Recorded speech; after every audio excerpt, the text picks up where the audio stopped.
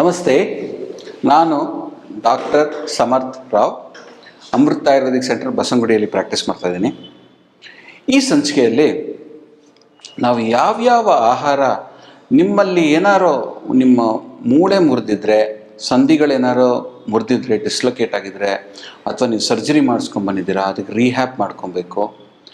ನಾನು ಈ ಸಂಚಿಕೆಯಲ್ಲಿ ನೀವು ಏನೇನೋ ಜಾಸ್ತಿ ತಿನ್ಕೂಡ್ದು, ಸೊ ದ್ಯಾಟ್ ನಿಮ್ಮ ಮೂಳೆಗಳು ಬೇಗ ವಾಸಿ ಆಗುತ್ತೆ, ನಿಮ್ಮ ಮೂಳೆಗಳು ಸಂಧಿಗಳು ಬೇಗ ಕೂಡ್ಕೊಳ್ಳುತ್ತೆ ಅನ್ನೋ ಒಂದು ಉದ್ದೇಶದಲ್ಲಿ ಇಟ್ಕೊಂಡು ನೀವು ಏನೇನು ಮಾಡಬಾರ್ದು ಅಂತ ನಾನು ಈ ಸಂಚಿಕೆಯಲ್ಲಿ ತಿಳಿಸ್ತೀನಿ. ಆಯುರ್ವೇದದಲ್ಲಿ, ಸಂಸ್ಕೃತದಲ್ಲಿ ಇದಕ್ಕೆ ಭಗ್ನ ಅಂತ ಕರಿತೀವಿ.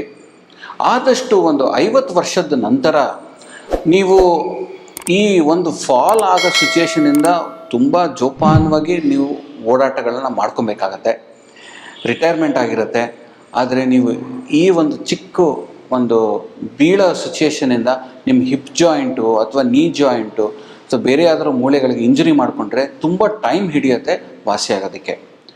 ಹೆಂಗಸರಲ್ಲಿ ಸ್ವಲ್ಪ ಇನ್ನೂ ಜಾಸ್ತಿ ಟೈಮ್ ತಗೊಳುತ್ತೆ, ಯಾಕಂದರೆ ಮೆನೋಪಾಸ್ ಆಗಿದ್ಮೇಲೆ ಹಾರ್ಮೋನಲ್ ಚೇಂಜಸ್ ಆಗಿರೋದ್ರಿಂದ ಈ ಮೂಳೆಗಳಿಗೆ ಆ ಕ್ಯಾಲ್ಶಿಯಂ ಡೆಪಾಸಿಷನ್ನು ತುಂಬ ನಿಧಾನ ಆಗುತ್ತೆ.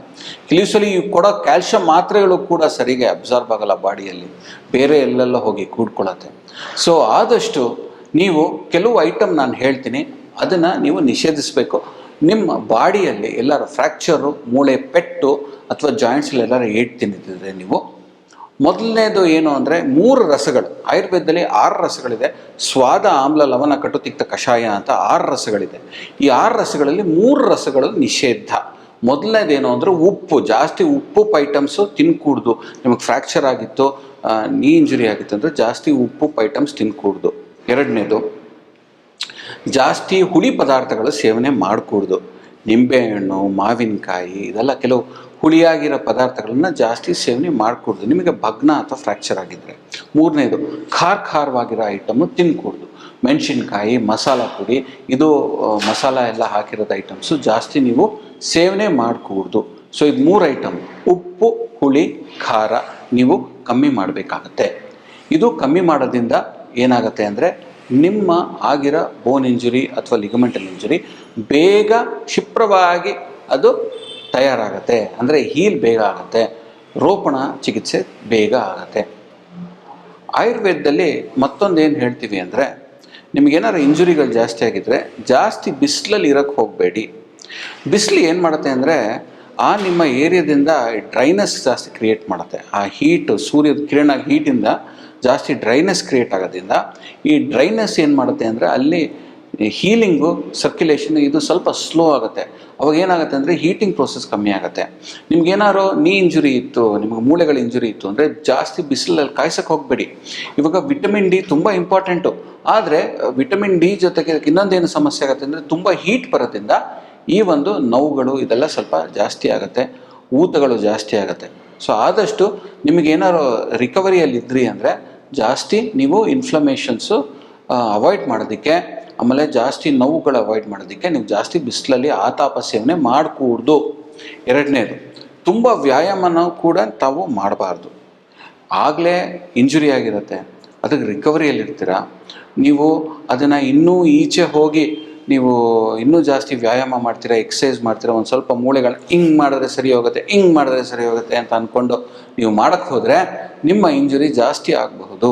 ಆ ಒಳಗಡೆ ಆಗಿರೋದು ಏನು ಟೇರೋ ಏನು ಕರೆಕ್ಟಾಗಿದೆ, ಈ MRI ಸ್ಕ್ಯಾನ್ಗಳು, ಎಕ್ಸ್ರೇಗಳಲ್ಲಿ ಎಲ್ಲ ಕ್ಲಿಯರಾಗಿ ಕಾಣಿಸುತ್ತೆ, ಅವೆಲ್ಲ ಆಗಿರೋದು ಇನ್ನೂ ಜಾಸ್ತಿ ಆಗುತ್ತೆ. ಸೊ ಆದಷ್ಟು ನೀವು, ನಿಮ್ಗೇನಾದ್ರು ಇಂಜುರಿ ಆಗಿತ್ತು ಅಂದರೆ ಆದಷ್ಟು ವ್ಯಾಯಾಮ ನೀವು ಕಮ್ಮಿ ಮಾಡಿ.